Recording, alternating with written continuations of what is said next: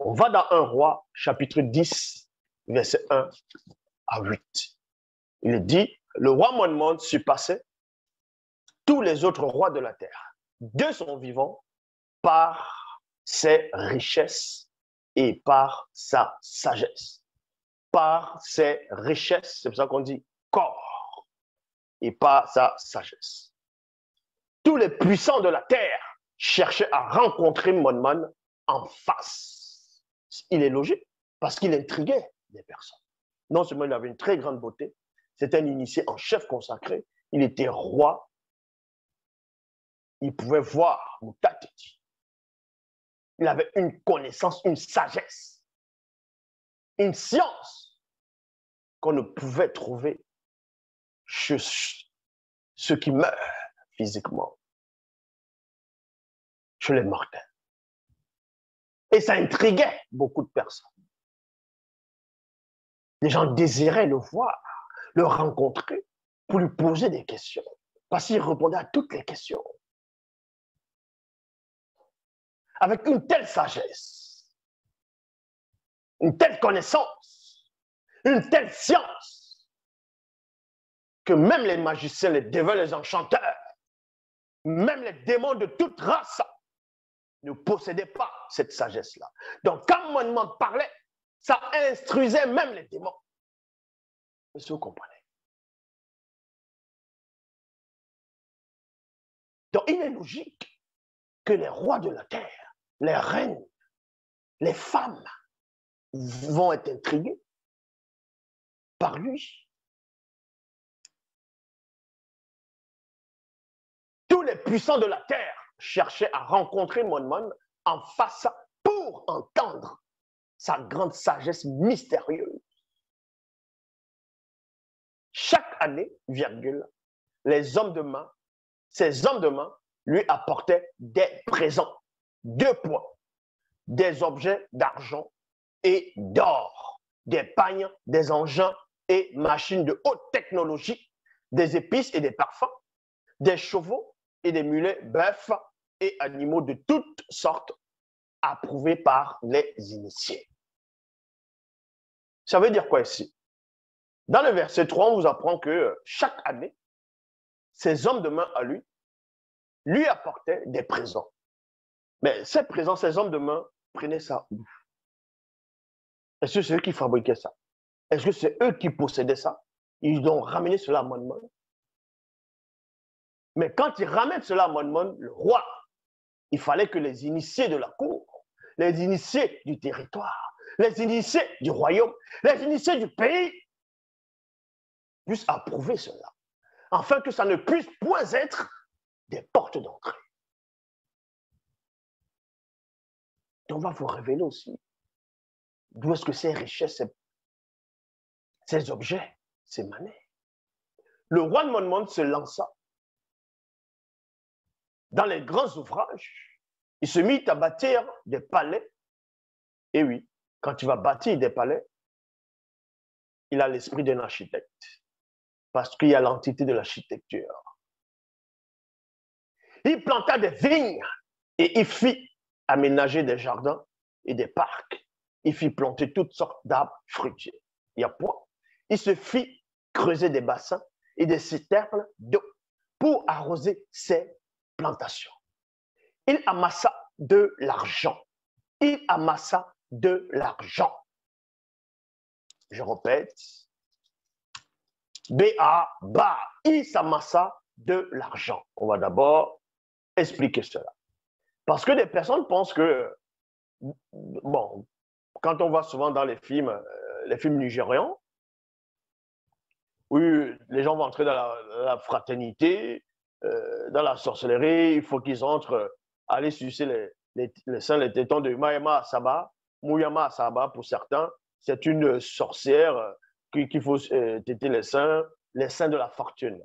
Mais dans la vraie histoire, c'est une démone religieuse de haut rang, de la race des démons de la richesse visible, en même temps une sirène des eaux.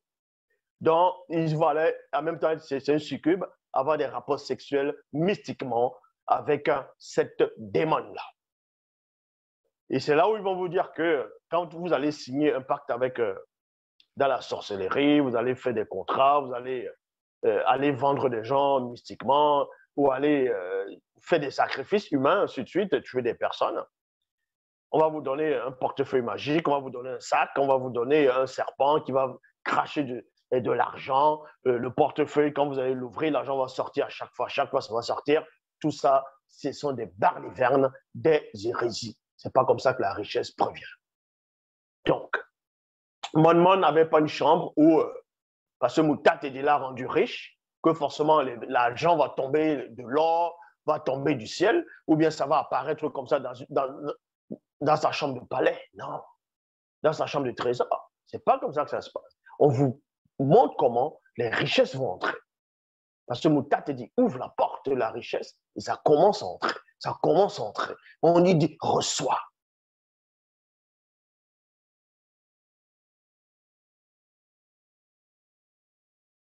Il amassa de l'argent et de l'or, les trésors des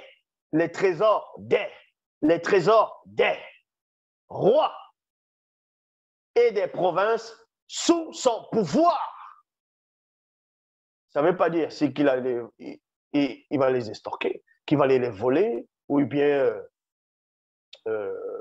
il va aller, on va dire, prendre les territoires des gens et puis s'accaparer et prendre tout. Non. La sagesse qu'il a fait, la connaissance, il était la lumière du monde à cette époque. Il était un initié en chef consacré. C'était un enseignant, un Moulangwedi dans l'Ecclésiaste. Dans un Moulangwedi. Il apportait la bonne nouvelle et on devait le nourrir pour cela. Il devait recevoir sa part de tout et de celle qui recevait son initiation, son enseignement, sa clarté, sa lumière. Dans ses hommes de main, les autres rois des puissants de la terre, beaucoup donnaient des richesses, des présents par ses hommes de main pour lui donner à Mon. C'est pour ça que les initiés veillaient à ce que ce ne soit pas des pièges, comme ce que certains vont appeler les pots de vin, ou le bâtisse, ou des cadeaux empoisonnés. Non, les initiés veillaient. Ces trésors-là sont venus comment? Il veut savoir la source. Ça vient de tel royaume? Oui, ce roi a donné les richesses de l'or, de diamants, les chrysolines, l'onyx à Mon parce qu'il admire Mon. Il a admiré sa façon de parler, ce qu'il a parlé à donner une clarté, une lumière, à redresser ce roi. Donc le roi là lui donne des présents. Ils sont subjugués. Et en même temps, Moutat dit, permet que ce soit ainsi.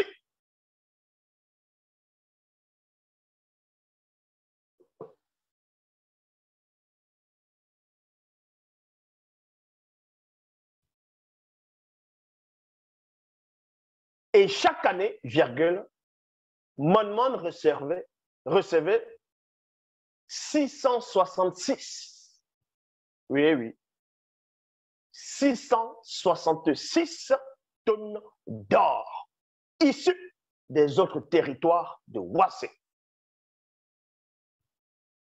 Ces 666 tonnes d'or étaient des portes d'entrée contre Mon, alimentées par les 666 démons et démones de haut rang, experts dans l'égarement et la mort spirituelle. C'est-à-dire que plus le temps passait, Mon devenait de plus en plus riche et extrêmement puissant. Donc, il avait des terres. Il bâtissait de la haute technologie, si avancée que vous ne pouvez même pas trouver dans cette époque. Les palais, les richesses, les terres. Il avait des troupeaux en grand nombre. D'autres venaient même acheter. En même temps, c'était un businessman. Il contrôlait le fonds monétaire dans son territoire. Là-bas, ils extraient de l'or sur le sol. Ils travaillaient cela. de l'argent. À l'époque de Mohamed, il n'y avait pas de pauvres. Il n'y avait pas de crève la faim. Cela vous comprenez qu'à un moment donné, il a commencé à y avoir chaque année 666 tonnes d'or issues des autres territoires de Ouassé. Et derrière les 666 tonnes d'or, on vous apprend que ils étaient alimentés par les 666 démons et démons de haut rang experts dans l'égarement et la mort spirituelle.